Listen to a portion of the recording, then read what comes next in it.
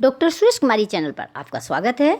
आज देखिए हम 9th क्लास नागरिक शास्त्र का चैप्टर 1 शुरू कर रहे हैं और एनसीईआरटी की बुक पूरी की पूरी मैं आपको समझाने की कोशिश करूंगी और पूरे चैप्टर को एक ही सिटिंग में हम करेंगे और बड़ा आसान है। थोड़ा सा ध्यान आप देंगे तो ये चैप्टर आपको बड़ी जल्दी समझ में आएगा। चलिए हम शुरू करते हैं चैप्टर को।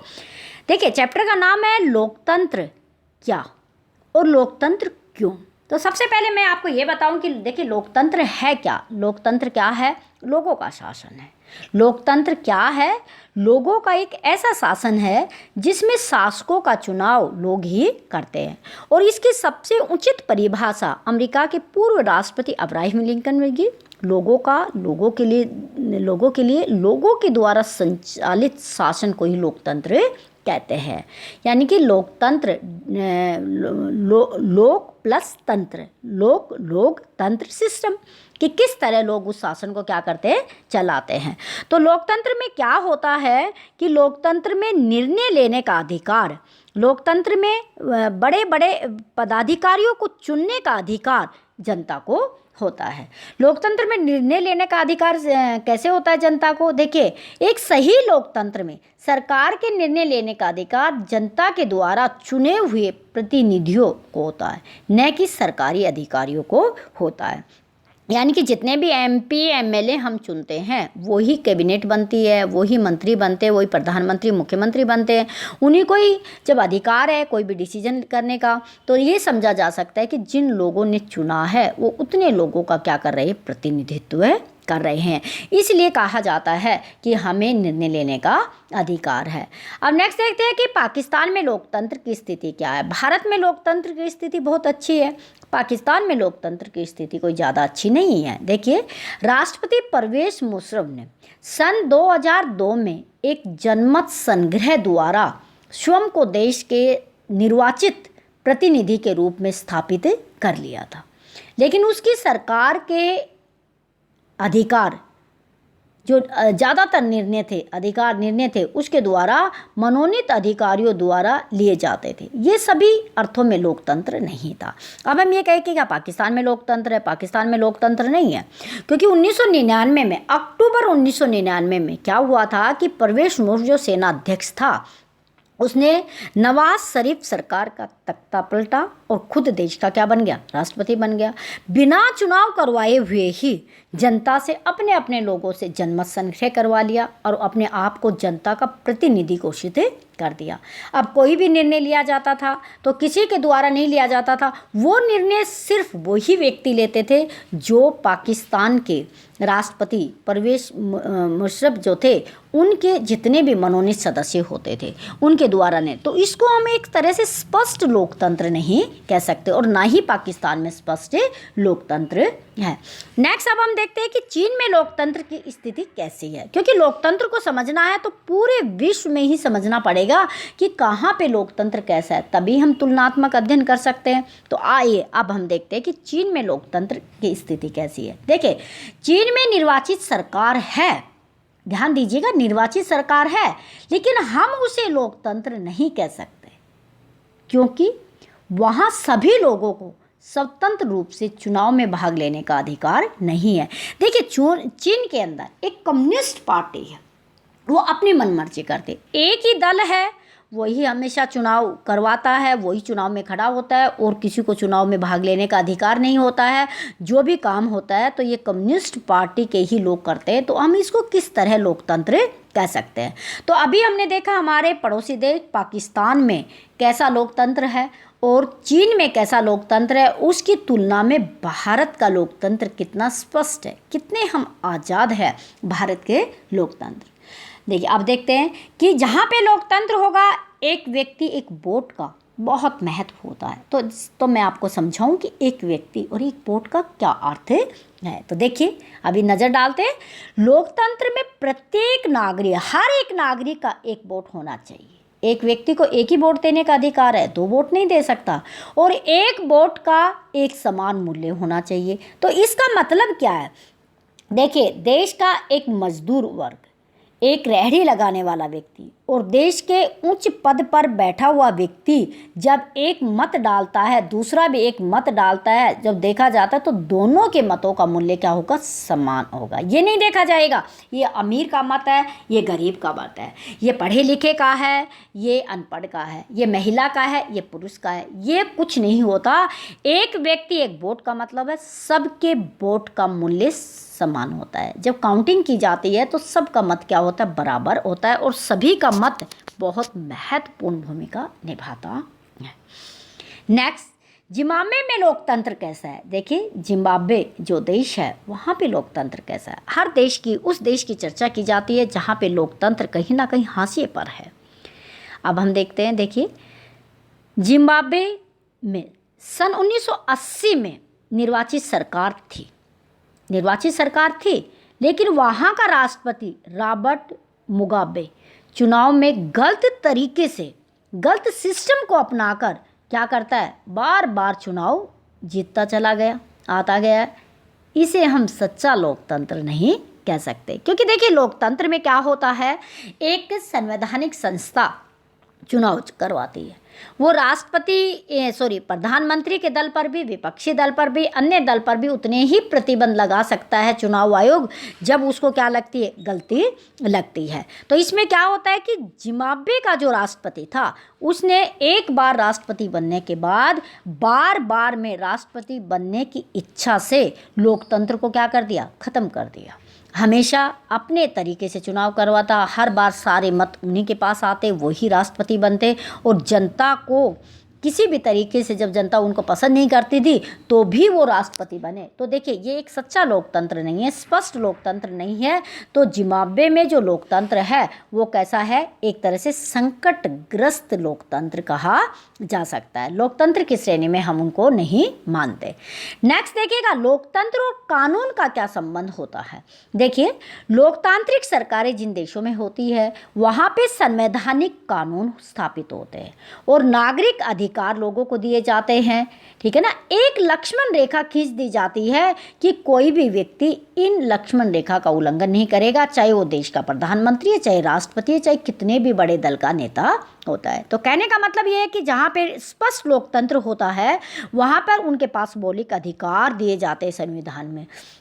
स्पष्ट लोकतंत्र में संवैधानिक कानून होते हैं, हर एक व्यक्ति के लिए एक ही कानून होता है। ये नहीं है कि अमीर व्यक्ति के लिए कोई दूसरा कानून लगेगा, गरीब व्यक्ति के लिए दूसरा कानून लगेगा, ऐसा कोई प्रावधान नहीं है। मौलिक अधिकारों का प्रावधान जिस देश के संविधान में किया गया है उसी कानूनों अधिकारों के तहत उन व्यक्तियों को क्या करना होता है, रहना होता है। तो देखिए लोकतंत्र में कानूनों का बहुत महत्व है, क्योंकि कानून के अनुसार चला जाता है। यहाँ तक कि राष्ट्रपति, प्रधानमंत्री, न्यायाधीश, कोई भी व्यक्ति या कानून के दायरे से बाहर नहीं जा सकते। सरकार के 3 जो अंग है, न्यायपालिका, कार्यपालिका, विधानपालिका, उनकी भी अपनी अपनी लक्ष्मण रेखाएं है। अगर कोई राजनीतिक दल गलत तरीके से चुनाव जीतने का प्रयास करता है तो चुनाव आयोग को उन पर प्रतिबंध लगाने का अधिकार है, क्योंकि चुनाव आयोग को संविधान ये अधिकार देता है। किसी व्यक्ति के मौलिक अधिकारों का हनन किया जाता है तो हम संविधान के 32वें अनुच्छेद के तहत अपने अधिकारों की रक्षा के लिए क्या कर सकते, न्यायालय में, सुप्रीम कोर्ट में और हाई कोर्ट में क्या कर सकते, याचिका दायर कर सकते। तो इस तरह देखिए जहाँ पर लोकतांत्रिक सरकार है वहाँ पर कानून की इज्जत है, कानून का मान सम्मान है, हर व्यक्ति कानून के तहत ही क्या करता है, काम करता है। नेक्स्ट देखते हैं लोकतंत्र में, लोकतंत्र के क्या क्या गुण है, क्या क्या विशेषता है, क्या लोकतंत्र का होना कितना ज़रूरी है या नहीं। देखिए किसी भी देश में लोकतंत्र है तो वहाँ पे कुछ अच्छे ही कार्य किए जाते हैं। तो लोकतंत्र में देखिए सभी नागरिकों को समान अधिकार मिल जाते हैं, इसलिए लोकतंत्र हमारे लिए बहुत अच्छा है। अधिक जितने जो लोग चुनाव में चुने जाते हैं वो रिस्पॉन्सिबल होते हैं अपने काम के प्रति, शासन में पूरे अधिकारी रिस्पॉन्सिबल है, क्योंकि जो व्यक्ति 5 वर्ष के लिए एमएलए एमपी चुना जाता है, अगर वो सही काम नहीं करता है तो जनता उसको अगली बार वोट नहीं देती है, वो हारता है तो देखा जाता है कि इसने अपने काम नहीं किए। तो कहने का मतलब है, चाहे नौकरशाही होती है, चाहे राजनीतिक कर्म नेता होते हैं, सब अपने काम के प्रति क्या होते हैं, रिस्पॉन्सिबल होते हैं, जवाबदेही होती है उनकी। और इसमें क्या होता है कि निर्णय लेने का तरीका होता है वो बड़ा बेहतरीन होता है, क्योंकि अच्छा ही निर्णय, क्योंकि जब भी निर्णय लिया जाता है वो जनता को मद्देनजर रख के लिया जाता है, तो उसमें निर्णय होगा वो कल्याणकारी होगा, सबके हित में निर्णय होगा, वो अपने लिए निर्णय नहीं, जनता के लिए क्या करेंगे, निर्णय लेंगे। नागरिकों के सम्मान में बढ़ोतरी होती है। अब देखिए, जिसको मत देने का अधिकार मिलता है, हर व्यक्ति ये महसूस करता है कि सरकार मैंने बनाई है, क्योंकि मैंने मतदान किया है सरकार को। जब वोट का अधिकार मिलता है तो व्यक्ति के अंदर एक कॉन्फिडेंस आता है, उसके सम्मान में वृद्धि होती है, क्योंकि नेता बड़े बड़े लोग उनसे वोट मांगने जाते हैं, वोट की उनको अपील करते हैं कि मुझे वोट दे, मुझे वोट दे, तो वो उनसे प्रश्न पूछते हैं, सवाल पूछते हैं वोट देने के। अगर वो गलत काम करते हैं तो उनसे जवाब भी ले सकते हैं, तो कई तरह की बातें होती है। तो लोकतंत्र है वो व्यक्ति को मौलिक अधिकार प्रदान करता है, सुरक्षा प्रदान करता है, सरकार बनाने का अधिकार देता है, और अपने नागरिक और सरकार को चुनने का अधिकार है। और जब उसके पास वोट होता है तो वो उसके विश्वास में बहुत ज़्यादा क्या कर देता है, बढ़ोतरी कर देता है। इसलिए हम लोकतांत्रिक शासन प्रणाली को अच्छा मानते हैं। और कुछ लोग देखिए, हर एक सिस्टम के, हर एक चीज़ के दो पहलू होते हैं, एक सकारात्मक एक नकारात्मक। कुछ लोग देखिए इसके लोकतंत्र के जो विपक्ष में होते हैं वो इसके अवगुण भी गिनाते हैं। उनका ये कहना है कि सभी नागरिकों की समानता नहीं होती है। कई लोग ये कहते हैं कि नेता बदलने से अस्थिरता पैदा होता है। जब कहते हैं कि लोकतंत्र रहेगा, नेता 5 वर्ष के बाद आएगा, 5 वर्ष में दूसरा नेता आ जाता है, तो इसमें क्या होता है कि स्टेबिलिटी नहीं रहती सरकार में, ये एक इसकी दोष बताया जाता है। दूसरा कहते हैं कि समय समय पर जो चुनाव होते हैं और 5 वर्ष के बाद उसमें बहुत ज़्यादा धन खर्च होता है, एक ये खर्चीली शासन व्यवस्था है। प्रतिनिधियों के बीच चर्चा में, कानून निर्माण में क्या होती है, देरी होती है। जब इतने सारे राजनीतिक दल होते हैं, संसद की संख्या बहुत ज़्यादा होती है, जब परिचर्चा की जाती है किसी कानून को बनाने में, तो उस समय तक कहते हैं कि कानून का महत्व खत्म ही हो जाता है, इतना लंबा समय लग जाता है। लोकतंत्र में जो राजनीतिक दल होते हैं वो आपस में उनकी लड़ाई जो होती है, उनमें देश के अंदर नैतिकता क्या होती है, कम होती है। तो देखिए हर एक सिस्टम में दोष होते हैं, हर इस सिस्टम में अच्छाई होती है, कोई भी अपने आप में परिपूर्ण नहीं होती है, लेकिन उसके बीच का रास्ता निकाल कर किसी न किसी सिस्टम को अपनाया है। दुनिया के सारे सिस्टम जो है उनमें को एक तरफ कर दिया जाए और लोकतंत्र को एक तरफ कर दिया जाए, बहुत सारी कमियों के बाद भी हमें लोकतंत्र को ही स्वीकार करना होगा। दुनिया का कोई सिस्टम ऐसा नहीं है जो लोगों को इतने अधिकार दे, कानून का पालन करे, लोगों की भावनाओं की कदर करे, वो सिर्फ लोकतंत्र में होगा। ना तो हम राजतंत्र में देख सकते हैं, ना हम सैनिक तंत्र में देख सकते हैं, ना ही हम किसी राजशाही परिवार में देख सकते हैं। वो सिर्फ लोकतंत्र में ही क्या है, हमें देखने को मिलती है, और लोकतंत्र में ही हम उनको क्या कर सकते हैं, अच्छे तरीके से लागू कर सकते हैं। तो पूर्ण रूप से अब ये कहा जाए कि जितनी भी शासन प्रणालियाँ अपनाई जाती है, धीरे धीरे उन शासन प्रणालियों को दूर किया जा रहा है, और ज़्यादातर जो देश है वो लोकतांत्रिक होते जा रहे हैं। गैर लोकतांत्रिक देशों में हमने चीन को देखा, जिम्बाब्वे का उदाहरण देखा, चिली का उदाहरण भी हमने देखा, हमने पाकिस्तान का उदाहरण भी देखा। लेकिन सिर्फ क्या कौन सी शासन प्रणाली अच्छी है, सबसे अच्छी शासन प्रणाली है तो वो लोकतांत्रिक शासन प्रणाली ही अच्छी है। अब हम देखते हैं कि देखिए वर्तमान समय में लोकतंत्र शासन प्रणाली के सामने कोई ना कोई समस्याएं हैं, चुनौतियां हैं। कौन कौन सी लोकतंत्र शासन प्रणाली के सामने चुनौतियां हैं?